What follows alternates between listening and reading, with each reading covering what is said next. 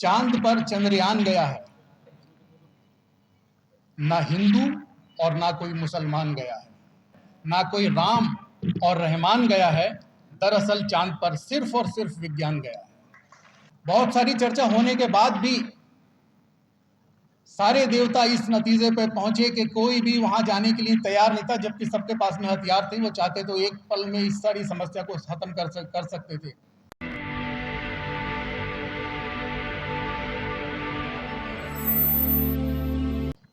जैसा कि आप जानते हैं कि हमारे देश में लॉजिक से ज़्यादा मैजिक को पीछे लोग भागते हैं, और यही वजह है कि हमारे देश में कम काबिल वैज्ञानिक कम और फरेबी, अनपढ़, ढोंगी बाबा ज़्यादा पाए जाते हैं।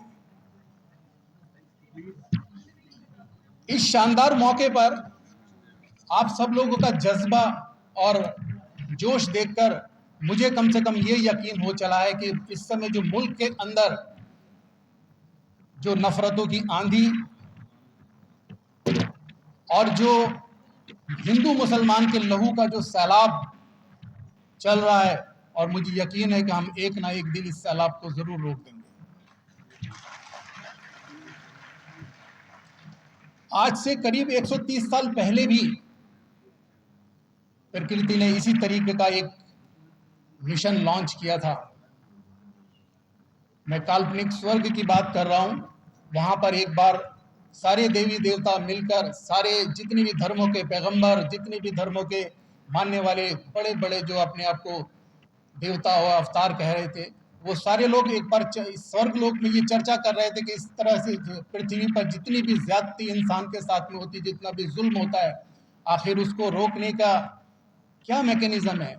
हम में से कोई क्यों नहीं चांद जमीन पर उतरता और इस तरीके के जितने भी जाति भेद हैं, जितना भी कास्टिज्म है, जितने भी धर्म में, जितनी भी जातियों में, जितनी भी दीवारों में लोग बटे हुए हैं, उन सबको एक झटके में कोई क्यों नहीं खत्म कर देता। बहुत सारी चर्चा होने के बाद भी सारे देवता इस नतीजे पर पहुंचे कि कोई भी वहां जाने के लिए तैयार नहीं था, जबकि सबके पास में हथियार थे। वो चाहते तो एक पल में इस सारी समस्या को खत्म कर सकते थे।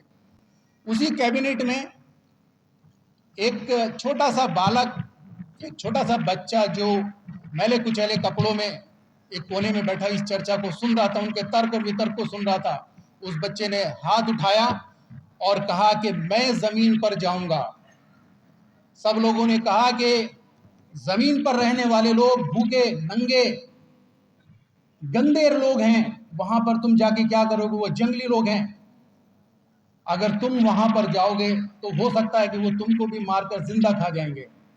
उस बच्चे ने कहा, लेकिन मैं फिर भी वहां जाऊंगा।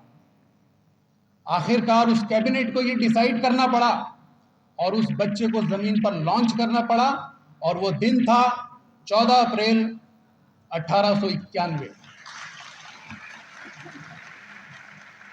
और उस बालक का नाम था डॉक्टर B.R. अम्बेडकर। जी हाँ, ये वही बालक था जिसको पूरी दुनिया ने सिंबल ऑफ नॉलेज के नाम से पुकारा।